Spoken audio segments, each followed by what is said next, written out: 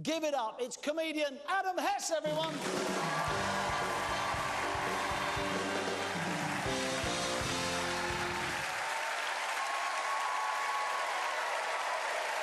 How are we doing, Collider people? Well! Very good. This is exciting, isn't it? So I'll just tell you a bit about myself. I had sushi for lunch yesterday, but nobody saw, so it was a waste of money. I had my 18th birthday party on a riverboat on the Thames, so when everyone found out how rubbish it was, they couldn't leave. Surely every car's a people carrier. I got invited on a date recently. Yeah.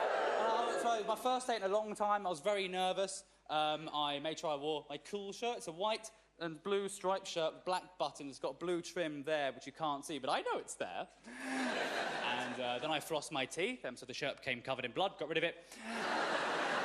And I also shaved off my massive beard, because I found out that when girls say they find men with beards sexy, what they really mean is they find sexy men with beards sexy.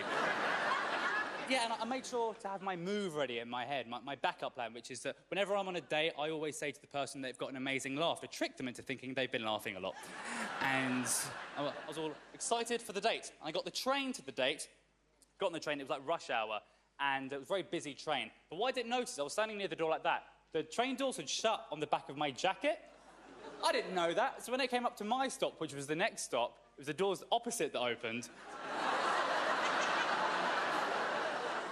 And I was all excited for my date. I was like, time to find some love. What the hell is happening?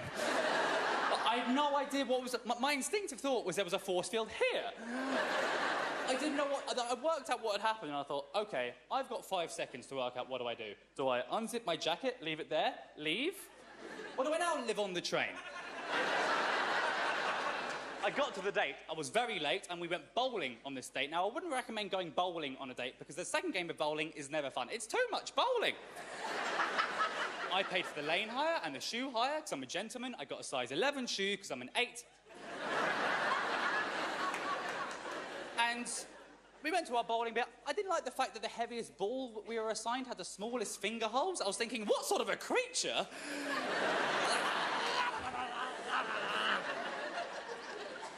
And it's not a good idea for a date bowling, because you can't get a good conversation going ever, because it's always like, oh, do you have any brothers or sisters? Sorry, I'm going to go bowling now, bye. And I was self-conscious about my body language, because obviously when you bowl, the person's looking at you, so I was trying to look natural, but obviously you can't look natural when you're trying to look natural. It's like, you know, when the doctor says to you, OK, now breathe normally.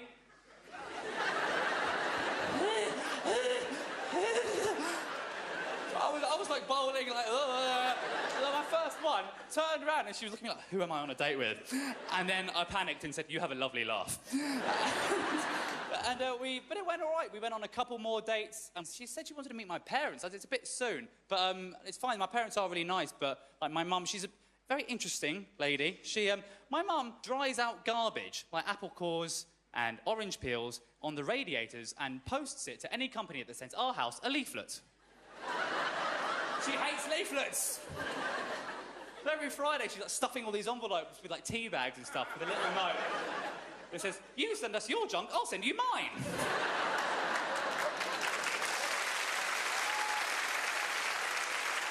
And she's a very religious woman as well, my mum. She's Christian, and she used to get really angry at me if I didn't ever want to come to church with her. And I remember on one Sunday morning, she said, come on, Adam, time for church. And I said, no, I'm playing my PlayStation. And she said, no, you're coming with us. And she turned off my PlayStation before I could save it.